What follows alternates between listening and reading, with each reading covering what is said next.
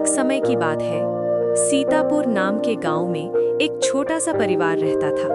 देवी, गंगाराम, उनका बेटा महेंद्र और बहू सरिता। चारों बहुत सज्जन और मेहनती थे, लेकिन उनकी सबसे बड़ी समस्या थी रहने की जगह।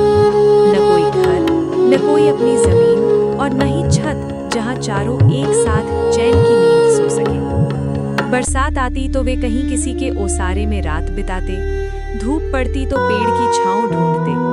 जीवन गुजरता था, पर अपनों के लिए एक स्थायी ठिकाना नहीं था।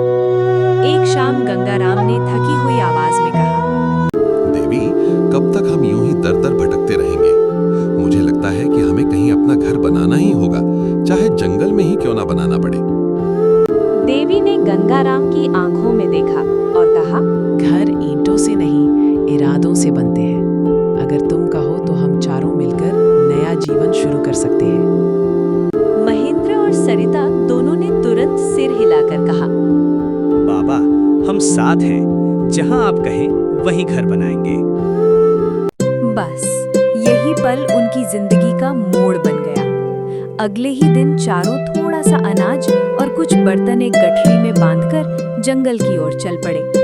जंगल घना था, शांति थी और हवा ताजा। चलते चलते उन्हें एक जगह पसंद आई, एक खुला मैदान जिसके पीछे घना जंगल था और सामने छोटी सी नदी बहती थी। महेंद्र ने मिट्टी हाथ में लेकर देखी। माँ, देखिए, मिट्टी नरम और उपजाऊ है, खेती के लिए बिल्कुल सही। देवी ने मुस्कुराते हुए कहा, तो तय रहा, यही बनेगा हमारा आशियाना। अब चारों ने घर बनाने की तैयारी शुरू की।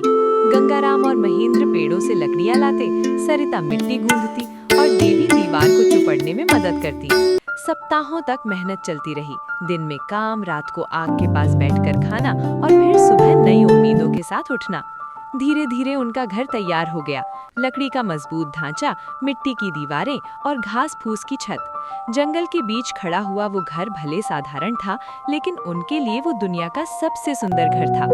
अब उन्होंने सोचा कि खाने पीने का इंतजाम कैसे होगा। महेंद्र ने आंगन की ओर देखते हुए कहा, क्यों ना खेती शुरू करें? यहाँ की मिट्टी जंगली आलू और सब्जियों के लिए अच्छी है। सरिता खुश होकर बोली, चलिए बीज ढूंढते हैं, हम सब मिलकर खेत तैयार करेंगे। चारों ने मिलकर आंगन को साफ किया। जंगल से जंगली आलू के पौधे, कद्दू के बीज, भिंडी, लौकी और कई तरह की सब्जियों के बीज लाए। धीरे धीरे आंगन एक छोटा सा हरा भरा खेत बन गया। सुबह सूरज निकलते ही वे खेत में पहुंच जाते। देवी पानी देती, गंगाराम मिट्टी ठीक करते, सरिता पौधों से खरपतवार निकालती और महेंद्र छोटे छोटे खंबे लगाता। कुछ ही महीनों में उनकी मेहनत रंग लाई। पहले कद्दू उगा, फिर भिंडी, फिर जंगली आलू। सब्जियों को देखकर परिवार की आंखों में चमक आ गई। सरिता ने पहली सब्जी तोड़कर देवी को दी। माँ जी, ये हमारी मेहनत का पहला तोहफा है। सब्जियां टोकरी में भरकर गंगाराम और महेंद्र पास के गांव के बाजार पहुंचे। लोगों ने जंगल वाली ताजा सब्जियां हाथों हाथ खरीद ली। पहली कमाई भले थोड़ी थी, पर ये कमाई नहीं, जीत थी। उनकी मेहनत की जीत, उनके विश्वास की जीत। समय आगे बढ़ता गया, खेती बढ़ने लगी, ग्राहक बढ़ने लगे और उनका छोटा सा घर खुशियों से भरता गया। सरिता और देवी मिलकर अचार और चटनी भी बनाने लगी, जिन्हें लोग खूब पसंद करते थे।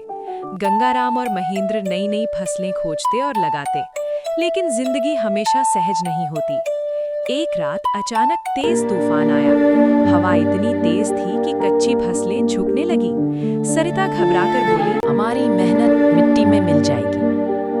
महेंद्र ने बहू का हाथ पकड़कर कहा, नहीं सरिता, जब हमने इसे बोया है तो हम इसे बचाए भी रखेंगे। चारों बारिश में भीगते हुए खेत में पहुंचे। पौधों को टिकाते, खंभे लगाते, मिट्टी जमाते रहे। घंटों की मेहनत के बाद वे थक कर बैठ गए। लेकिन सुबह जब सूरज निकला, आधी से ज्यादा फसल बची थी। चारों एक दूसरे को देखकर मुस्कुराए। ये उनकी एकता की जीत थी। धीरे धीरे सब ठीक हो गया। उनकी फसलें फिर से भरपूर होने लगी।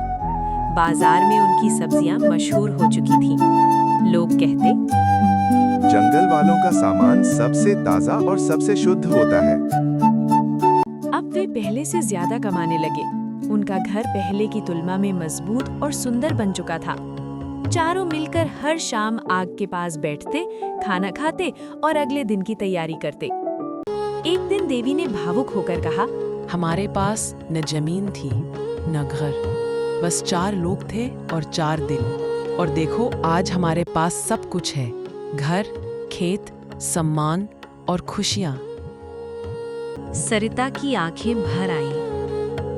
माँ जी, ये सब सिर्फ इसलिए हुआ क्योंकि हम हमेशा साथ रहे। गंगाराम ने आसमान की तरफ देखा और कहा, भगवान भी उन्हीं को देता है जो अपनी मेहनत से सपने बोते हैं। और इस तरह जंगल के बीच बना ये छोटा सा घर चारों के प्यार और मेहनत से एक खुशहाल दुनिया बन गया। ऐसे ही मजेदार और कहानी देखने के लिए हमारे चैनल को लाइक, शेयर और सब्सक्राइब करो।